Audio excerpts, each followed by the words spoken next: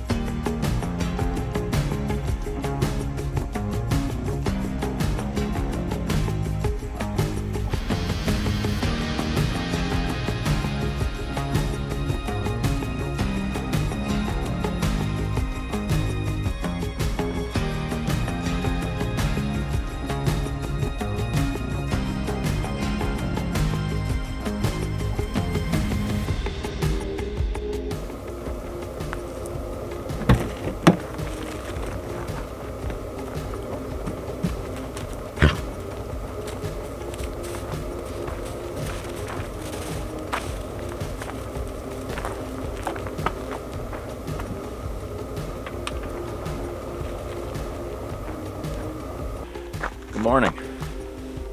It's probably about 10 a.m. We were up right about 8 a.m. but started going through photos and stuff from last night's lunar eclipse. Gonna tear down camp, make breakfast. Odin's already got his stuff set up, and then rearrange the truck, and then take a look at Onyx. I've got a trail marked where we're currently parked, and then there's another trail a little bit farther down the road. So depending on how bad the snow is further in, we'll start with this one and then see what we get up to. All right, breakfast today is one of my favorites. It's the Mountain Berry granola from Peak Refuel.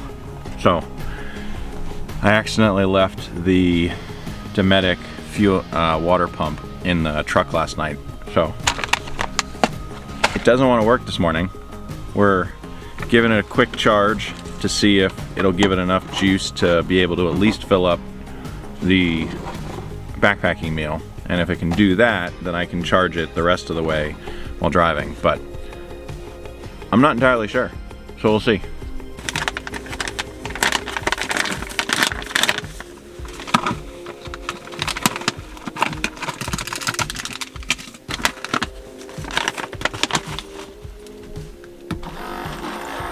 Success.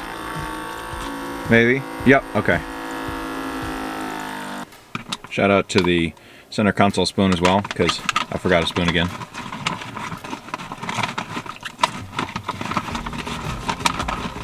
It's crazy what a couple weeks will do, because it's 25 degrees outside right now. And a couple weeks ago, if it was 25 degrees, I'd be sweating, I'd be in a t-shirt, my hands would be warm, wouldn't have any issues, and it's been in the 20s, 30s, and 40s for the last couple weeks, and now the fact that it's 25 outside, it actually feels cold.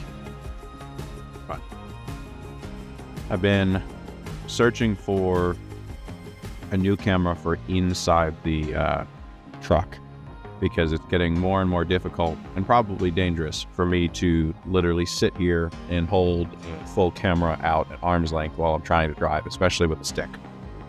And so I had tried using the Insta360 X4 360 camera, and I wasn't sold on it. And then I looked into dash cams on what could be mounted inside the car, and a company called 70MAI reached out because they had just launched their new 4K 360 degree dash cam. The fun part is it's got an auxiliary cam, which I guess is supposed to be for the back of the vehicle for reversing, and so it's got a security function, but I'm using it as the Odin camera. So I now have a camera for Odin that is directly in the center of the back seat, kind of looking down. So I get to see when he's sleeping, when he sticks his head out, what he does, like the little turns trying to get comfortable.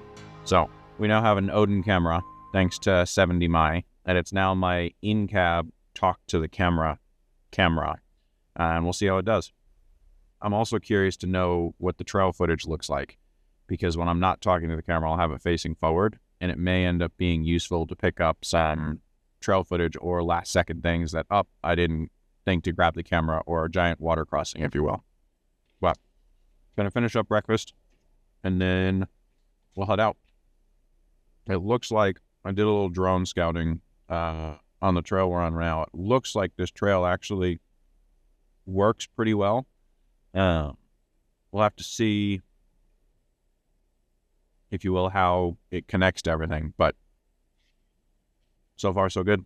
So we'll see what happens.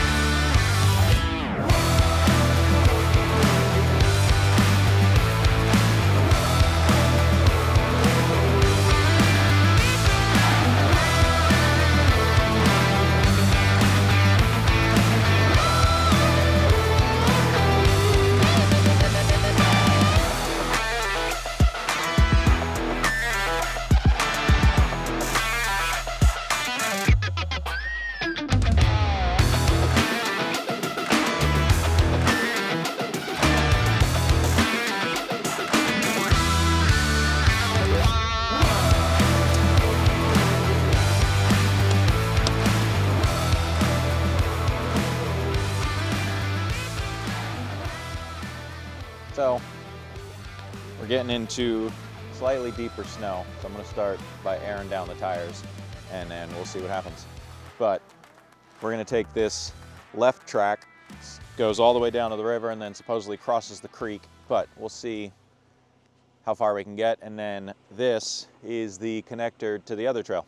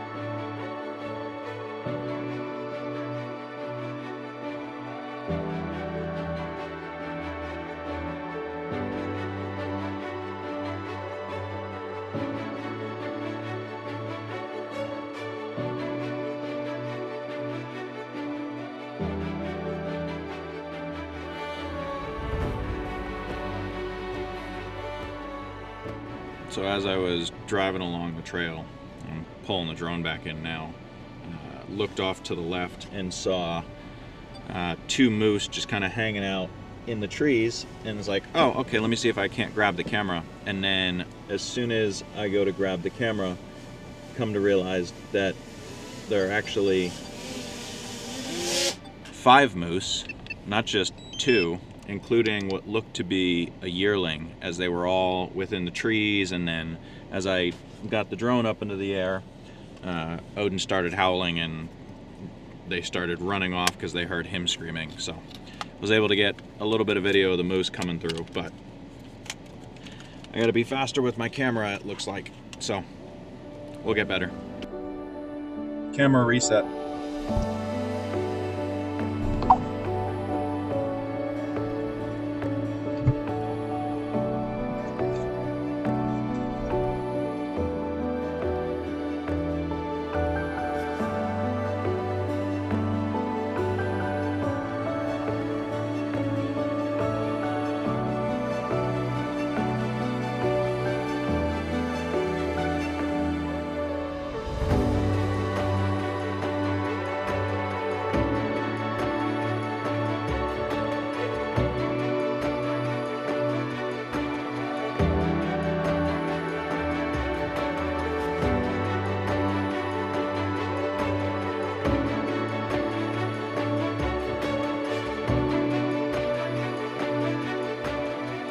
Alright, so this is what I was slightly worried about. It looks like, come on bud.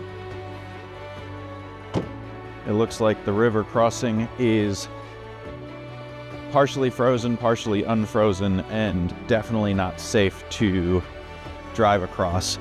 Definitely looks safe enough to walk across in spots, but there's a good, oh wow, it looks like 2 feet of ice, so maybe earlier in the year it would have been safer, but definitely not right now because it looks like it's collapsed.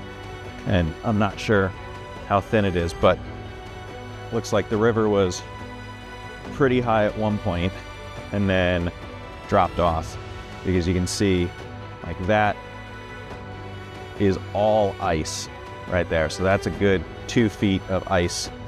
And then you've got probably a foot or so of running water underneath the ice. So we're gonna continue on. We're not gonna cross the river this time. We'll probably come back in the summer, probably end of July, and see if we can't go the rest of the way across.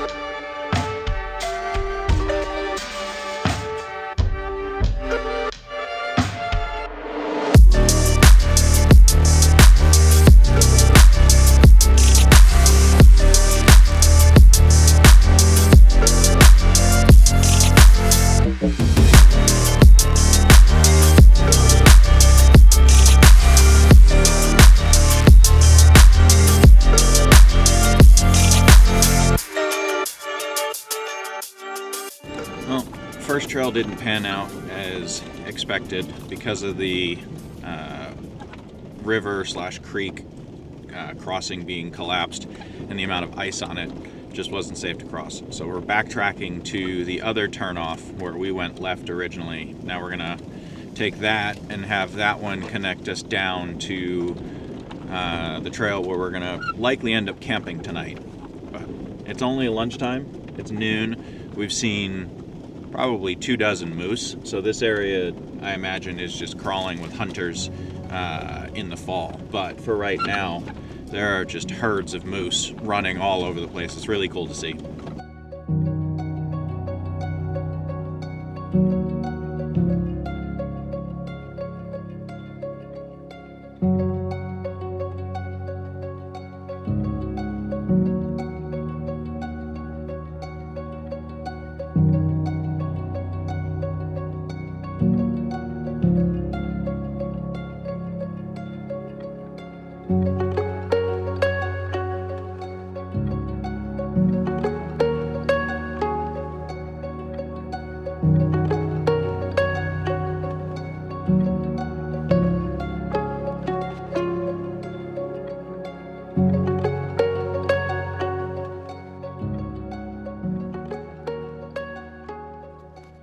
All right, so I know it's not the ideal situation. I should have brought my chainsaw, but rather than trying to cut the log in half, what I did is trim away all of the branches so that the log itself isn't big.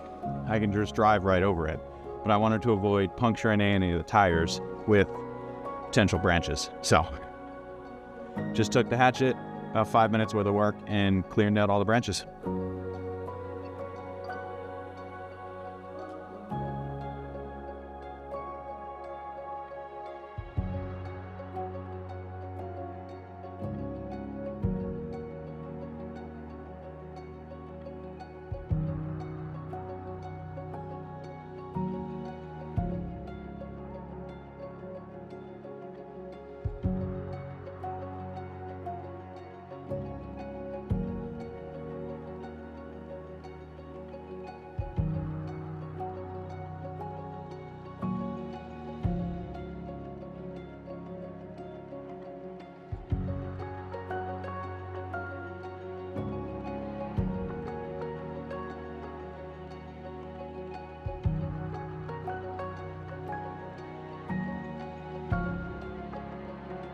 Well, it looks like the creek shifted because from the satellite images, the creek's supposed to be on that side. And it doesn't look like it's terribly deep. Last thing I want to be worried about right now is going through the ice since it's just me. And that ice still looks pretty thick, but it's just not worth it. This is absolutely going to be a summer trail. But for now, reverse, back up, and then head back up to the campsite that we marked and see what else we can do.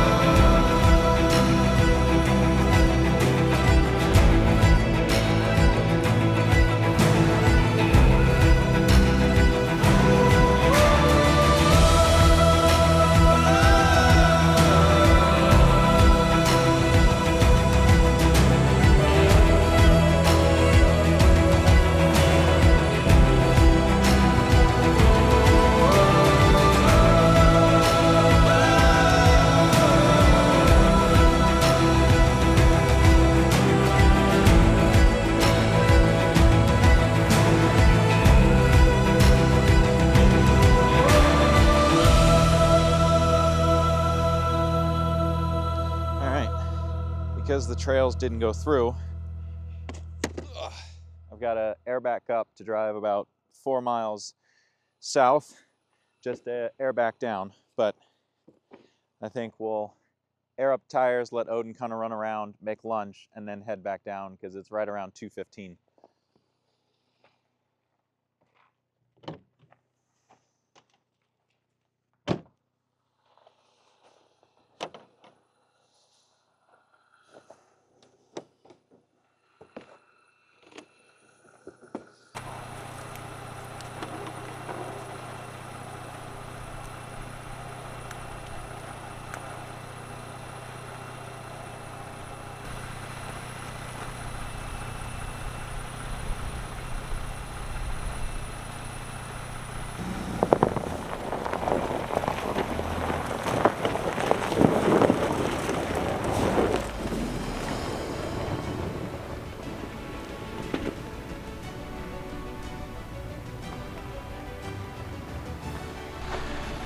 Start of the trailhead.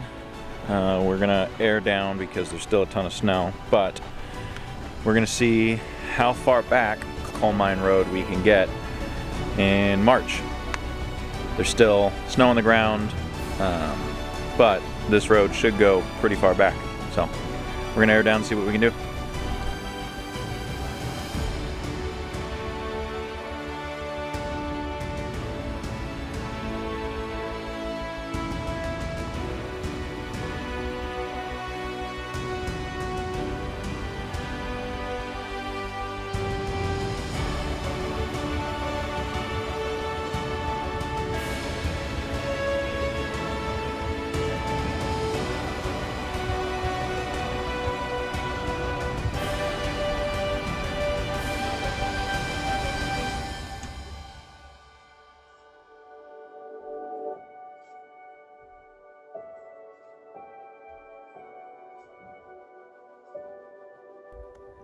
Well, Odin's down here just kind of hanging out.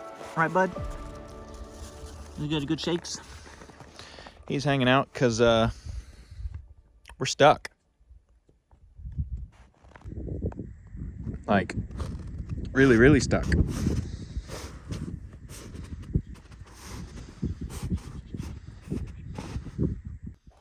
So, we might be here a while. We're gonna keep digging out. It's been about an hour of digging and we've made a little progress. Basically, the truck went from there to there as I dug out underneath it. Frame's sitting on snow. So my hope is to dig out enough from behind it and behind the tires that I can get enough momentum to kind of like bump it up. But it's gonna be interesting.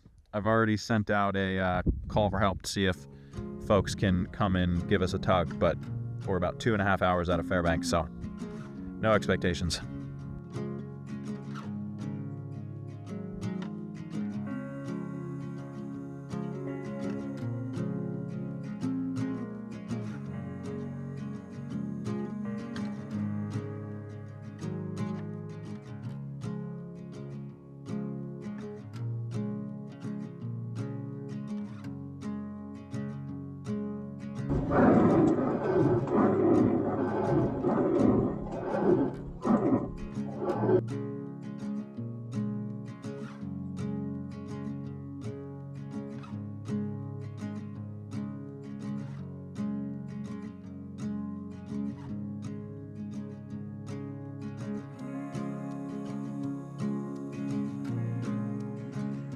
All right, so making some progress. You can kind of see I got most of the driver's side dug out on the back, right up to the driver's side front door. I still have to dig out everything in there, and I still need to do there, but that side's dug out. And then I still have to do this side.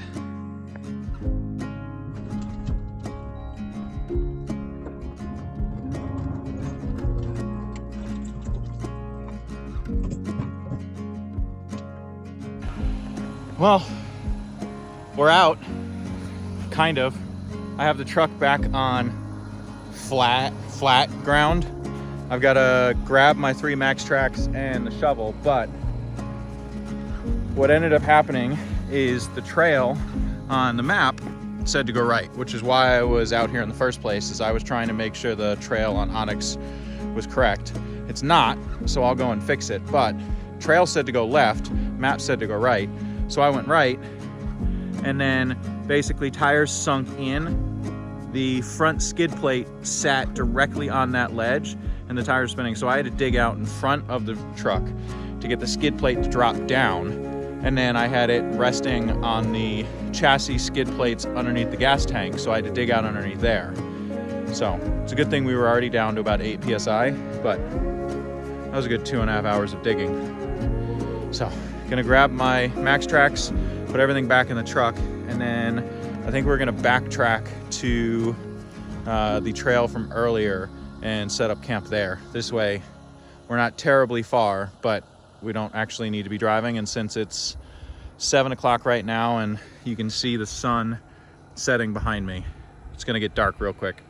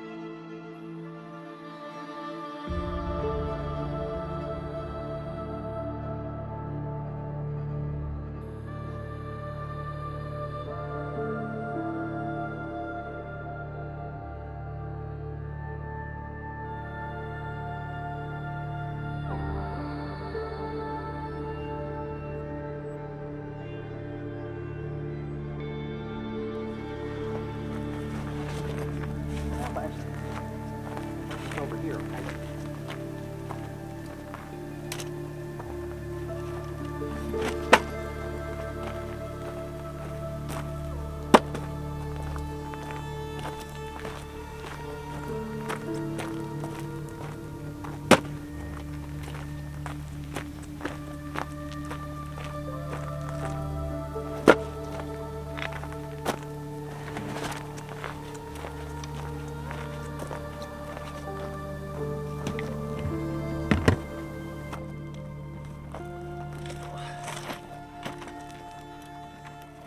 I've learned over the last year, especially with this pop-up pit, that the farther away from the actual tent I am, the safer. The pop-up pit burns really efficiently and extremely hot, and so there are often times where embers go flying, and the last thing I want to have happen is an ember hit the vinyl tent. I haven't had any issues yet, and I'd like to keep it that way. So setting up the pit just a little bit farther away than normal, and then we get to be safe. And I really like this new one because the reflective cover actually has little clips they go into on this one. The first pop-up pit I had these awkward Velcro straps that you had to try and finagle around. This one's super nice. Just slide it right onto the hooks that are provided. And then here's the nail on a chalkboard for everybody.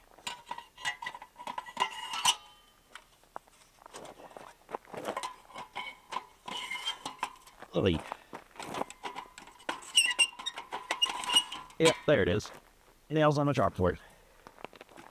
And most of this wood is super dry already, but I split it up into little shards of kindling just to make sure it lights even faster.